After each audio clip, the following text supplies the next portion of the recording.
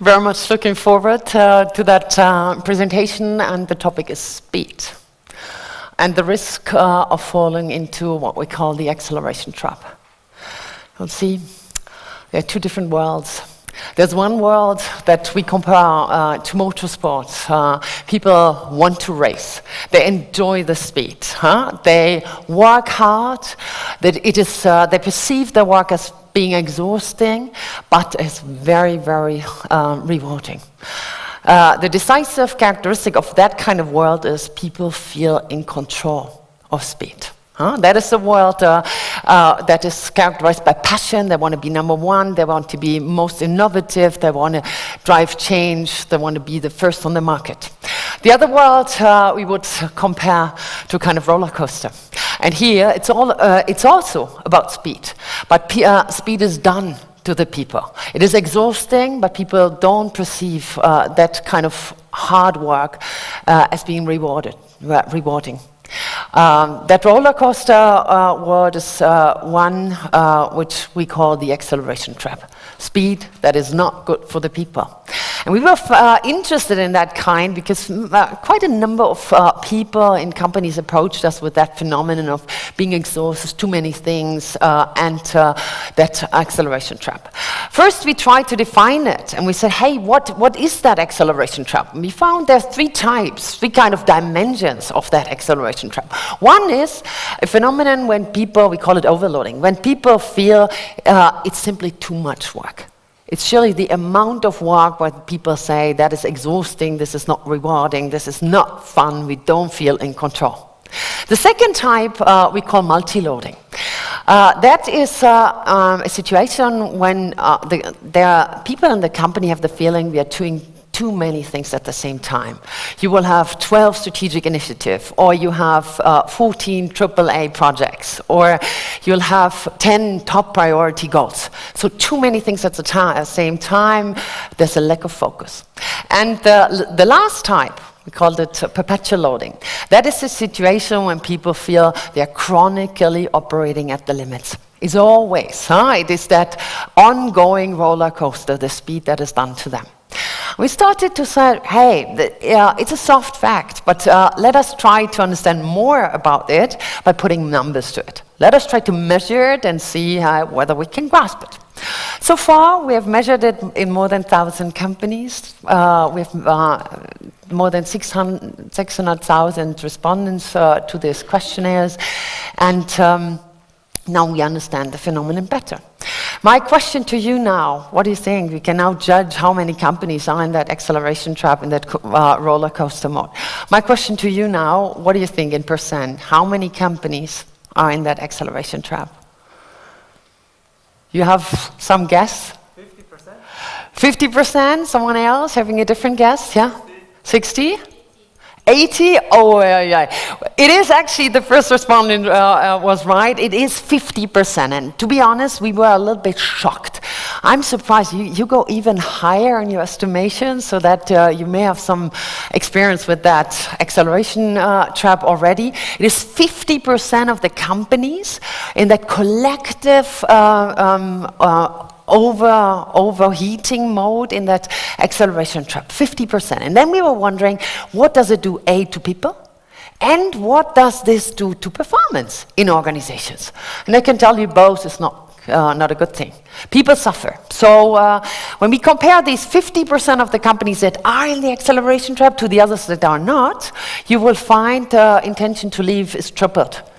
So people want to leave the company. They want to escape that roller coaster. That reads as follows. If in a normal company, about 10% of the people would consider to leave and change the employer. In those companies, it's 30%. Is tripled. So negative energy, conflicts, destructive engagement, micropolitics, mobbing, those things is doubled.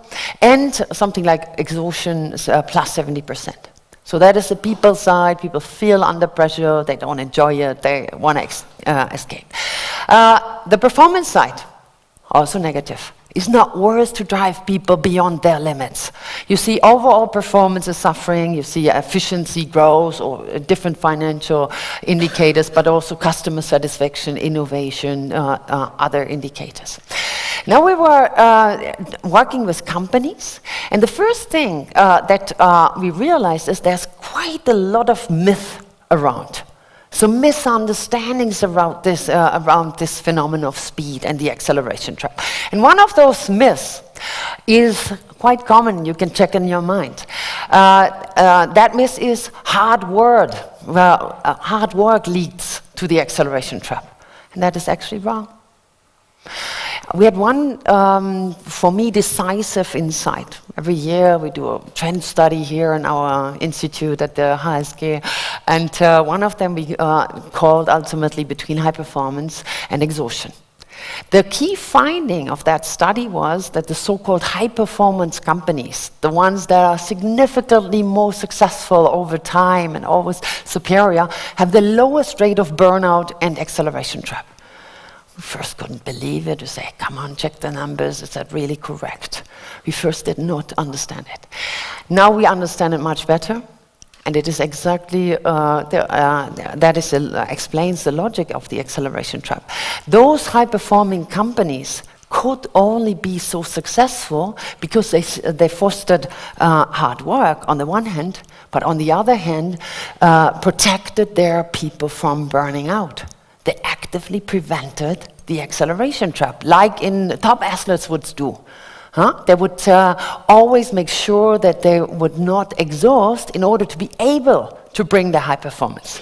So that is a key characteristic of so-called high-performing companies, that they protect the people from that over-acceleration. Hard work is not the problem. That is that you need, of course, for the high performance. A second misunderstanding is, how can you overcome the acceleration trap? An intuitive first idea is always, hey, we need more people. It's a very, very common reaction. Again, we found that this is a myth. One of the striking experience was with one industrial company in the mergers and acquisitions department. They had 5 people in that department. And as there was a lot going on, they had that feeling, oh my goodness, how can we handle it? And over time, they ended up in that acceleration trap. The company took it very seriously and added 6 more people. So more than doubled. Instead of 5, that 11 people. The acceleration trap did not disappear for a minute. First, it was, of course, time-intensive to search for the new colleagues, integrate them, and then they realized it had never been a problem of capacity. It was a lack of a clear idea what this department had to do. And that didn't become better after they had more than doubled the capacities. We even found over time, in more than 90% of the companies, the acceleration trap is not related to a lack of capacity. In most cases, it is a lack of focus that leads to it. A third myth, and that's the last one, is people should work less. It is simply the working hours that are exhausting. That is part of that acceleration trap. So people should work less. Again, that is a myth. One, for me, very striking insight. That was in a public agency, and they had not so nice customers, so they would always have to have relatively nasty and demanding interactions. And again, they were feeling that acceleration trap. The head of that public agency listened to it, took it very seriously, and took a courageous decision, namely to say, we close down on Wednesday. Okay, so Monday, Tuesday you can manage, Wednesday is closed, and then you have Thursday and the Friday, and you will be able to survive. In that case, for several weeks, the acceleration trap would disappear. The boss was happy, problem solved, I don't need to pay attention anymore. But after several weeks, it would return. So, why is that? And we would try to find out, what was it? The reason had never been the long working hours, The reason was a lack of attention or a lack of appreciation. So when the boss would shut down on Wednesday, people felt appreciated. They felt, oh, he really cares about us. But as he thought the problem was solved and would not pay attention to the people anymore, they ended up with the same situation, lack of appreciation, but then less working hours. So the acceleration trap would even be harder after that closing down. So cutting working hours in most cases would increase the stress, because on the surface. Now the question is, how can we really escape? And I will share 4 ways or 4 things that can make a difference. But don't expect any easy tricks. This is really about courage, and this is about true leadership here. That is, as a rule, not an easy thing.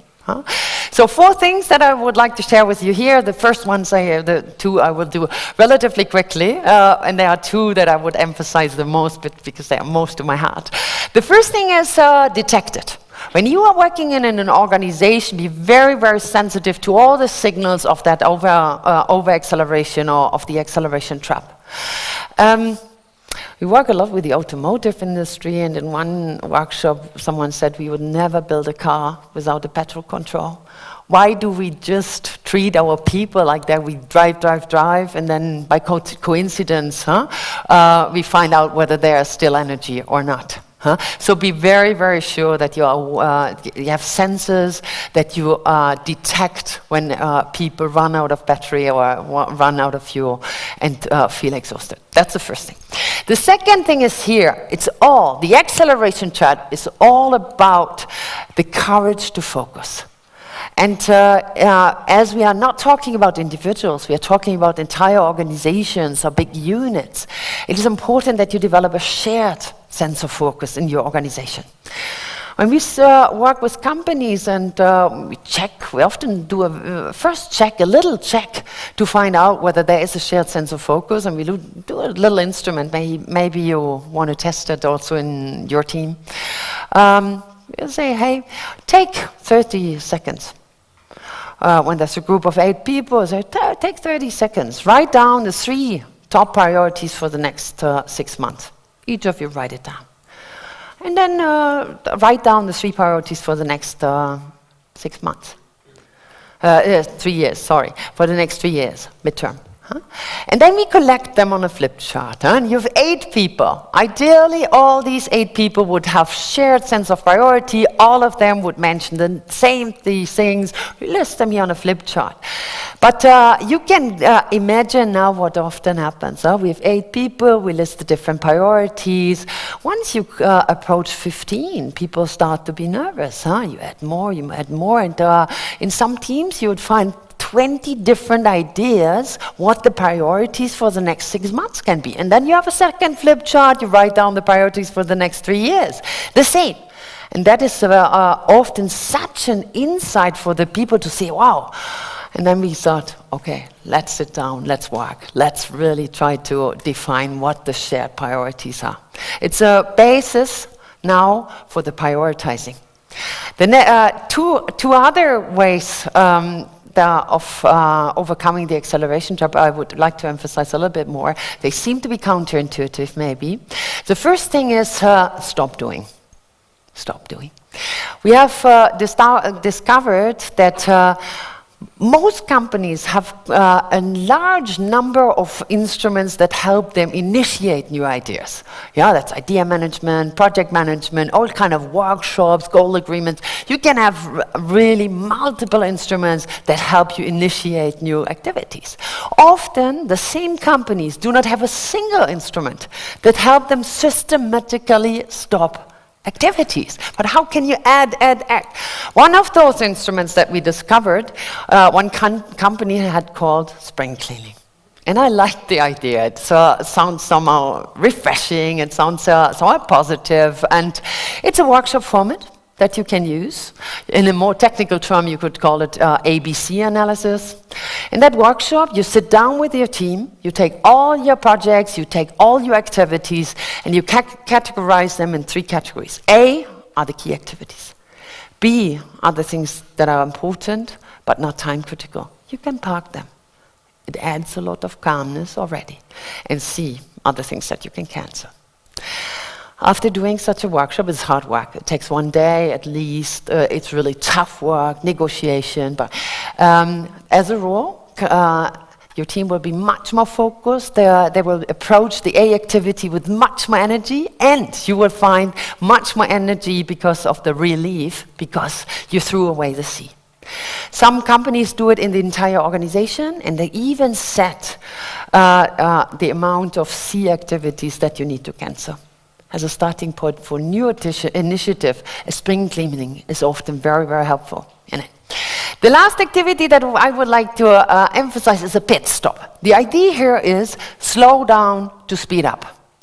And here I would like to encourage you to work with milestones, certain key activities that you structure. Milestone idea is that people approach their goal with much more intensity, with a lot of spirit. And very important is what you do once you have achieved the milestone. What would you suggest? Imagine we have a fantastic team, we have just successfully accomplished our milestone. What would you suggest what we should do? Huh? What is it you would do? What? Party, yes, exactly, a party. Why should we do a party? I want to do a party after big milestone. Why is that so important in the context of that acceleration trap? What do you tell me? To show people you appreciate their work. Appreciating the work, the same thing, the pride in the team. Anything else? New motivation, exactly. Someone else? Acknowledge success, exactly. Take the mind off work for a moment. Take a mindful moment, yeah? A moment to think, to reflect. Well, to just leave work behind and just... Leave work behind, that's a key moment. That's a key word here. I would suggest to celebrate. Acknowledge the work, make people feel proud. Take a moment to look back, to also create the self-confidence. We are a great team, we are a winning team, we are a fantastic team. And the last thing is the most important, and that is closure. We have in companies, we have many signals to start new initiatives. Yeah, I always take the metaphor of a starting whistle. But we have often not a signal that people hear as a final whistle. It is over, to close. But people need the closure to start something new. So whenever you have activities, long-term, mid-term activities, I suggest make milestones, have a starting whistle at the beginning, but also plan the final whistle at the end. Otherwise, people are very, very confused. They cannot deal with so many activities at the same time. At the end, I would like to focus on the individuals. What kind of leaders do we need, who can foster speed and at the same time prevent people from the acceleration trap? We found they have two characteristics. First, they have high energy themselves. It's meaningful, it's important to them what they are doing. At the same time, they're very much strong and focused. They know exactly what is important, what the priorities are, and they have the courage to focus on them. The last thing that I would like to share with you is a quote by Peter Drucker that emphasizes more the energy of it, less the focus, and that is also like a personal mission. Your first and foremost task as a leader is to take charge of your own energy and then to orchestrate the energy of others. And that is what I wish to you personally. Protect your own passion, make sure that you enjoy what you are doing, and then you can also share it with others. I thank you.